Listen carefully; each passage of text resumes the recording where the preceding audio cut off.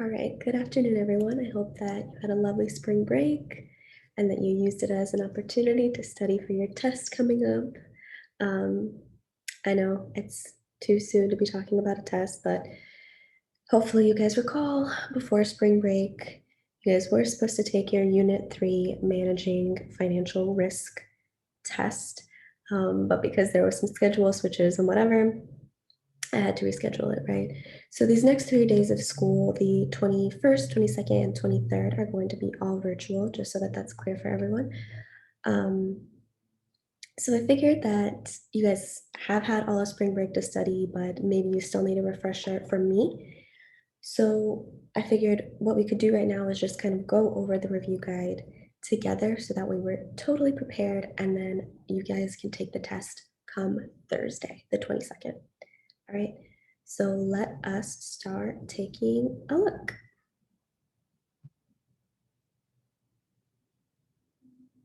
All right, cool. Get rid of that. All right, so here we can see I'm actually going to,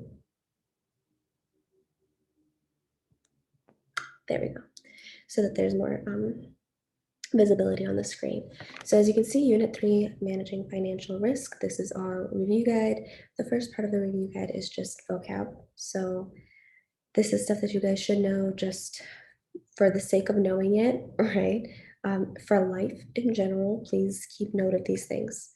What is the possibility of losing money called? Well, that is financial risk, right? A company that pools all its money together in order to protect people from financial risk. That's an insurance company, so on and so forth. Now, I'm not going to go through all of these, but I do want to let you guys know that I believe there's going to be about 4 questions that are like this from the vocab, and then there will be about 6 questions on the test for the calculations. So I do want to make sure that we take this time now to go over the actual calculations because you guys need to be able to do that on your own. All right, so questions 13 through 18 are all calculation questions, and you're going to pretty much have one of each type of question. So let's get started, all right? Question number 13 here, oops, there we go. Question number, oops, there we go. Question number 13 here says, you were choosing between 2 insurance companies who offer the same policies. So there's company A and company B. Company A has a premium of $130 per month,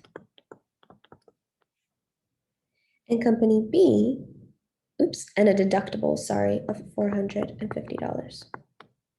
Company B has a premium of $120 per month and a deductible of $500. Which company will save you more money? Now, we have to actually calculate the yearly cost for this. And we did this just like we did in a previous homework assignment. So what we'll do is we'll actually take this monthly cost that we have, and we're going to multiply it by the 12 months of the year, because this is something that we pay every month. And then on top of it, we're going to pay this deductible because we know we pay that deductible once a year. So for company A, to be able to compare these two, we have to do the same process. All right, let's make that clear. So for both of these companies, we are going to take the monthly premium, multiply by the 12 months of the year to get a grand total for the premiums, and then we're going to add the deductible on top. So in this case, we have $130 premium times 12 months. That gives us $1,560 plus that 450 in deductible. So 1,560 plus 450 gives us a grand total of $2,010. So that's for company A. Now for company B, we'll do the same thing. We'll take our premium of 120 and we'll multiply by 12 months because there's 12 months in the year, and we'll get 1,440. And then on top of that, we will add our yearly deductible, which is $500. And then our grand total for company B would be $1,940. So which one saves us more money? Company B. That's our answer. All right. Now for question 14. Oh, and the reason, just so that it's clear, the reason company B in number 13 saves us more money is because 1,940 is less than 2,010. So which one's cheaper? Company B. All right, let's move on. Question number 14. Question 14 says, this year you will visit the doctors once for a physical exam, and you also broke your arm. Each visit costs $160, and to get your arm casted costs $2,000. Under your insurance policy, you have the following coverage. So you have a $50 premium a month, you have a $100 deductible, you have a copay of $40 per visit, and then you have a coinsurance of 25%. I have listed everything out here for you guys. Know that when you guys have the problem on the test, you're going to have to go through each one of these 7 steps and find the total cost. It's going to look pretty much exactly like this. All right, so I'll actually fill in the numbers here just so that it's clear. A says, what is the premiums for the year? Well, we know that our premium, right, is $50 a month. So we're going to multiply that by the 12 months. So 50 times 12 will give us $600 a year. So our premiums for the year will be $600. All right, our physical exam deductible. Again, keep in mind that with health insurance, we only pay a deductible once. What's our deductible going to be? Well, it's going to be that $100 that's listed in our policy. Nothing more to it. So here's one cost we have to pay. We also have to pay our $100 deductible. And let me also write down here that this is our premiums. So far we have $600 in premiums, $100 in deductibles. Then we have to do a copay for a physical exam. Well, how much is a copay? Our copay is $40.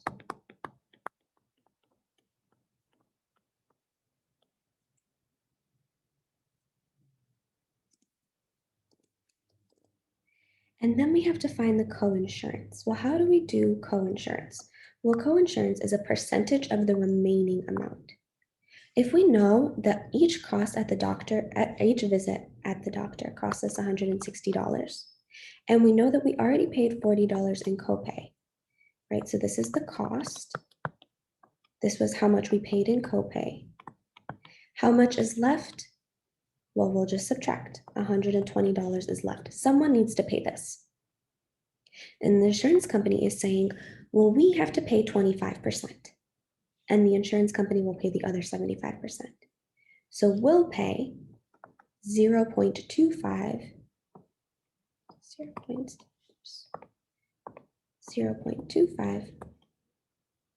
again, because 0.25 is the same as 25%. Just so that it's super clear what's happening here, we have $120 remaining. This is the remaining balance. And we are going to pay 25% as our co-insurance for a physical exam. So $120 times 0.25 gives us $30. That is our co-insurance.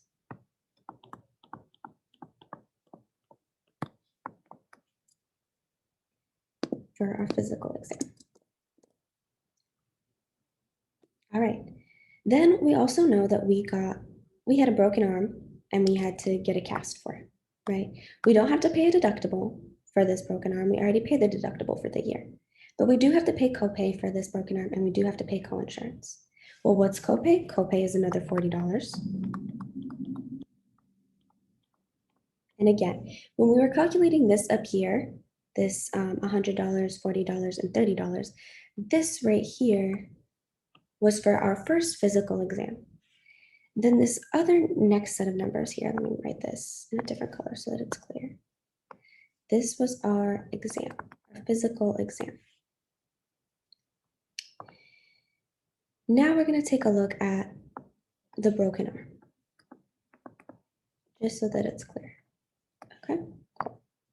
Let's keep going. So we had $40 in copay for this broken arm, but we also have to consider that we also have to pay co-insurance for this. So how much did the broken arm casting cost? It cost $2,000. And the same process that we did up here to figure out the co-insurance, we're going to do again. So we're going to do $2,000 for the cost. We're going to subtract out that $40 copay.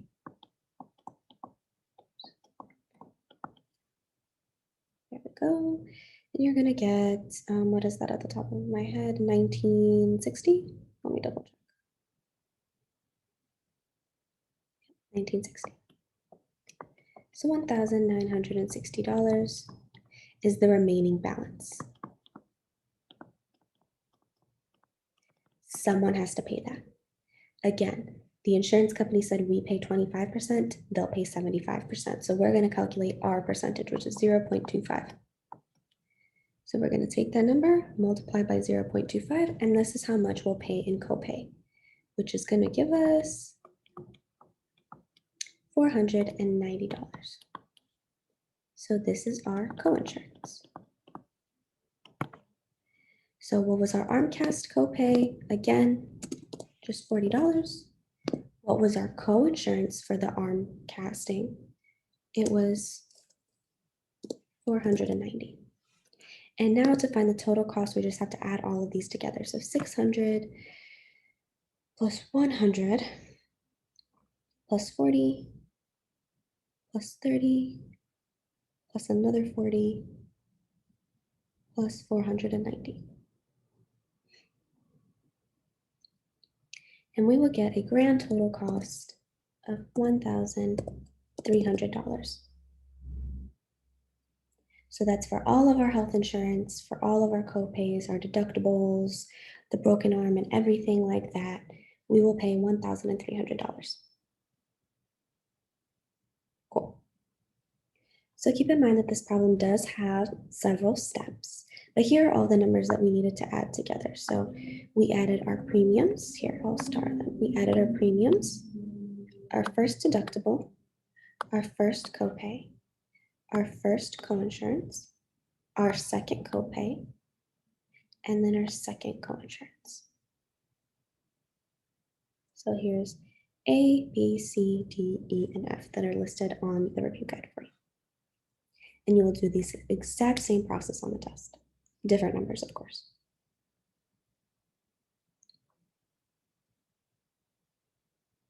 All right, let's continue. So that was question 14. Now let's move on to 15. And let me really quickly erase these before I forget. But question 15 says, what does a 50, 100, and 20 policy represent? What does each number stand for? So this is primarily in terms of car insurance, but either way, this is going to represent the first number, right? These are all in the thousands, by the way. So 50 doesn't just represent 50, it represents 50,000. 100 is 100,000 and 20 is 20,000. 50, this first number that's listed, is going to represent the amount the insurance company is willing to pay for if you cause bodily harm to one person. That is their maximum they are willing to cover you for. They will not pay more than that. Now, if the harm costs less than that, then they will pay that exact amount. All right, so for example, if you cause bodily harm to someone and it only costs $8,000 for them in their medical bills, the insurance company is only going to pay that $8,000. They're not going to pay more than that. However, let's say those medical bills for that one person cost $55,000. The insurance company is only going to pay that first $50,000. They are not going to pay that extra $5,000 left over. You would have to pay for that out of pocket. So this is their maximum. This means they are willing to pay any amount up to this number. All right, so 50,000 is for one person if you harmed one person. 100,000 in this policy would mean that, 100,000 in this policy would be if you caused harm or the death of two people or more. So one or more, basically, just more than one person. That's how much that they would be willing to cover. And then 20,000. This is for property damage. So this is not bodily harm to anyone. It's not about any person, but it is about property damage. And what do we mean by property? Well, we mean people's possessions, people's things. If you crash into someone's house, for example, that house is their property. If you crash into someone's car, for example, their car is their property. You crash into someone's tree and the tree is their property. Whatever someone else owns that has monetary value, if you cause damage to it, this insurance policy would be willing to cover $20,000 worth of damage.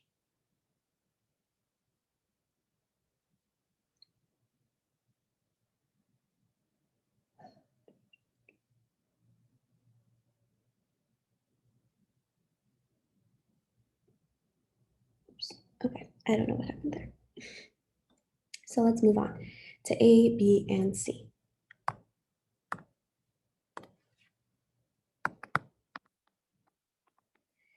It says, would this policy, so the 50, 120, would this policy cover the medical bills of one person you injured in an accident whose treatment cost $35,000? Well, we have to consider, we have $35,000 worth of damage, and our policy covers, for one person's injury, it covers 50,000.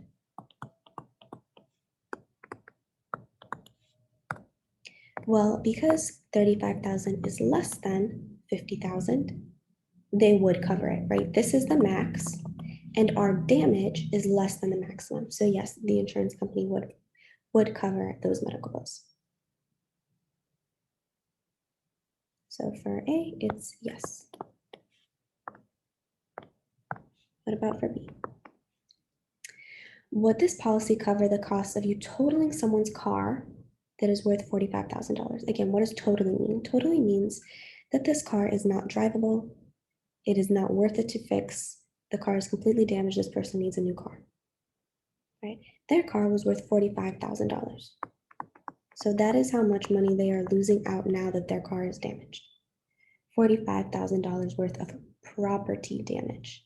How do we know it's property damage? Because we're talking about someone's car, right? We're not talking about someone's, bodily injury. We're talking about their car. We're talking about the damage to their property, okay? Well, which number represents property damage in our policy? Well, it's the 20,000, right? So if the 20,000 is the max that the insurance company is willing to pay, but the damage is worth 45,000, well, the damage is greater than the maximum. So no, the insurance company will not cover the entire cost. Not the entire cost. They'll cover that first 20,000, right? So they'll cover $20,000 out of it. But when we do the subtraction, you'll see there's still $25,000 worth of damage somebody has to pay for. And it's going to be you out of pocket, right?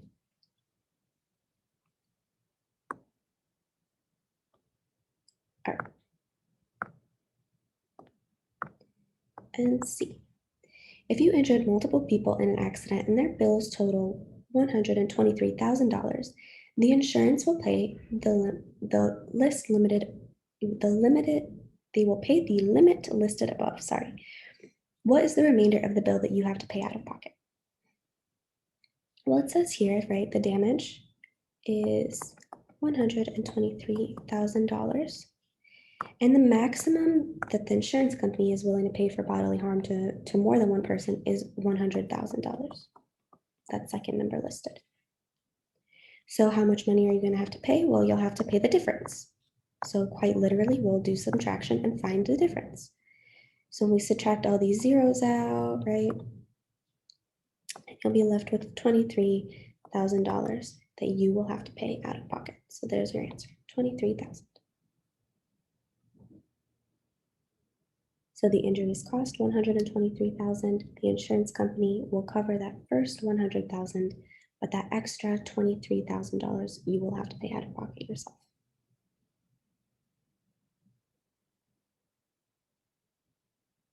Great, let's keep going. Oops. All right, question 16. I like this one because this one's helpful in terms of you really realizing which companies you might want to choose, because there's a lot of different companies out there that you can pick from when it comes to insurance. So question 16, we're going to use the table below and we're going to determine which companies we would pick. So for A, it says that if you wanted uninsured vehicle insurance, which company would you pick?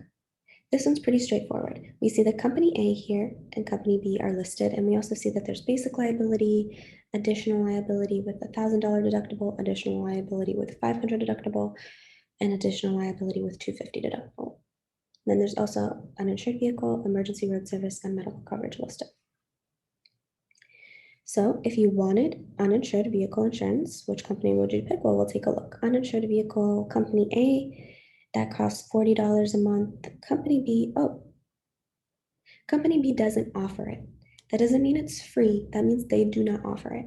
So which company would you choose? Well, you would pick company A because they at least offer the insurance.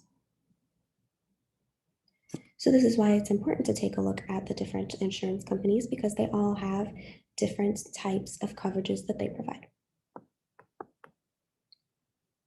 All right, and then question B asks, if you wanted basic liability, keep in mind you always have to pay basic liability. That is the minimum by law that you have to pay, right? In the real life world, by law, the minimum insurance you need to pay to operate a vehicle on the roads is basic liability insurance. You have to have that. If you don't, that is punishable by law, right? Okay, just so that that's clear. Uh-oh, don't open up Discord for no reason. Okay. My computer was messing with me a bit. So let's go back to the question. If you wanted basic liability, additional liability with a $250 deductible, so additional liability with a $250 deductible, so that's this fourth one listed here in the table, and emergency road service, which company would save you more money? So let's make a list. We've got company A and company B. So for basic liability, right, company A charges $72, company B charges $60. For additional liability with the $250 deductible here, company A charges $79, company B charges $81.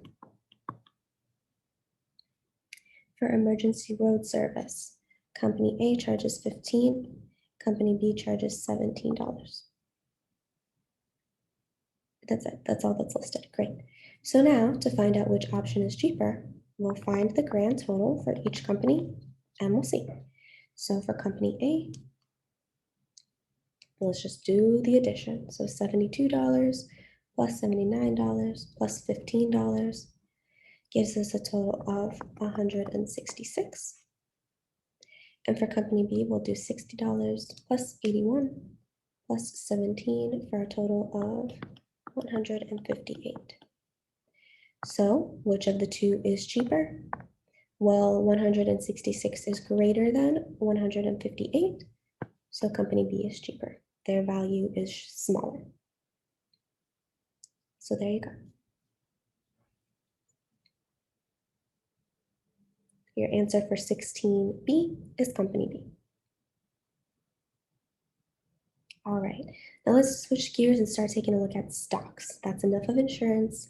And we know that another way to diversify our income and to save our money, or I should say to potentially save our money, is to invest in stocks. That's one way that we can reduce our risk of financial loss. So 17, it says that if a company is worth, that is a big number, $570 million, and it has 1 million stocks, how much would each stock be? Fortunately, this is pretty straightforward. We're just going to take the value of the company, which is that 570 million, and we're going to divide by 1 million stocks.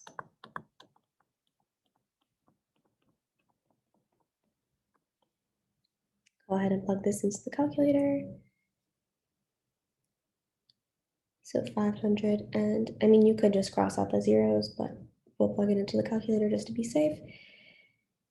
570 million divided by 1 million stocks means that each one is going to be $570. That's how much each stock would be worth.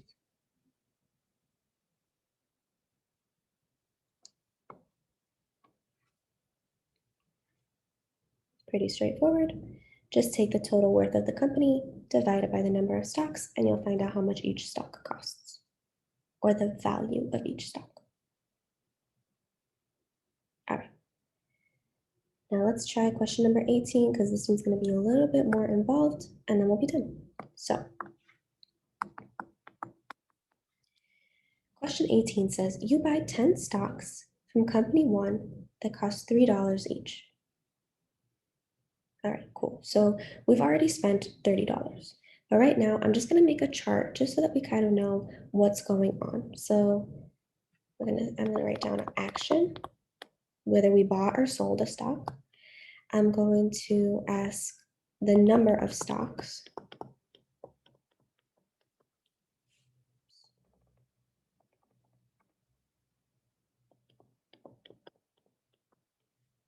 I'm going to put our stock balance. And I'm also going to put the money that we have. And hopefully that's enough information for us to be able to keep all of this in track, but let's see. Because we did do a homework assignment like this, but this is not exactly how the homework assignment had it listed out. So our first thing is that we're going to buy 10 stocks. Oh, I have to put the value of the stock. That's one thing I forgot.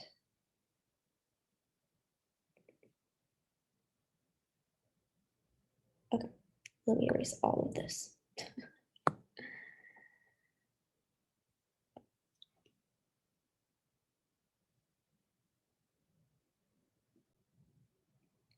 All right, it's all set up now. So let's get started. So our stock price we know is $3 each. We bought them.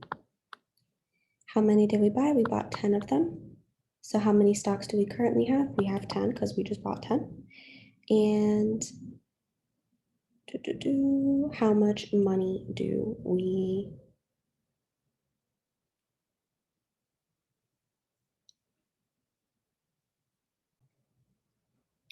how much money do we make off of these stocks? Well, zero. We don't make any dollars because we were buying them, right? Okay. Then it says the company is doing well and the price increases to $5 each. So then you decide to sell all 10. So how many are you selling? You're selling all 10 of them. How many do you have left? None, because you sold all 10. And how much money did you make from selling those? Well, you sold 10 of them. They were now $5 each, so you earned $50. With that money, you decide to invest in company 2, and you buy 5 of their stocks at $10 each. So each stock is $10. You decide to buy 5 of them. So how many stocks do you have now? You have 5. And how much money do you have? Well, you just spent it. You spent 5 times $10, which is 50. You just spent all of your money. So you didn't earn anything. We're back to $0 now. All right. Again, because we just earned $50 off of that first stock, and now we spent all of those $50 to buy this other stock. We bought 5 of them. Okay, let's keep going. Their company also increases in value, and each stock is now worth $12. So now the stock is worth $12. So you sell all of the stocks that you have. So you sell all 5 of those, and now you have 0 stocks left. So how much did you make? Well, you sold 5. Each one was $12. So in total, you sold 5 times 12. So you sold $60 worth of stocks. Cool. How much did you profit? Well, at the end of our trading here, we had a balance of $60. But you have to keep in mind that when we're talking about profit, we're talking about how much you earned versus how much you spent. So this is how much you earned, right? We have to consider how much you spent. How much did you initially spend?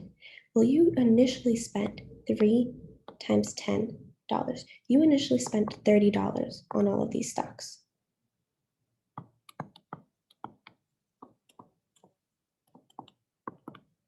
So 60 minus 30, that's $30 in profit. How much did you profit? You profited $30. You started off this whole journey just spending $30 to buy some stocks. You did a couple trades here and there, and at the end you had $60. So $60 in your pocket minus the initial $30 you had to spend. That means you just made a profit of $30.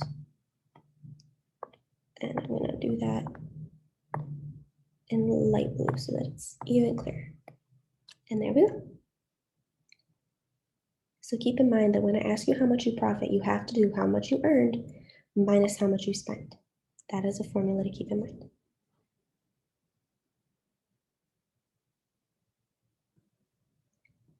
All right, and that is everything. That is all of the calculations from the review guide. If you have any questions about any of the vocab stuff, please reach out, or if there's any other clarifications that you guys need for the calculations, let me know. I'm here. Once again, the test will be on Thursday, so that way you guys have time to just regroup and everything after spring break. And once again, I hope you all had a lovely spring break, and I hope that it was a good time for you to rest, catch up on Rosetta and Amenta maybe, and I'm hoping that you guys are ready to start the rest of the school year, finish off the rest of the school year strong. That's what I'm hoping. All right, take care everyone, bye.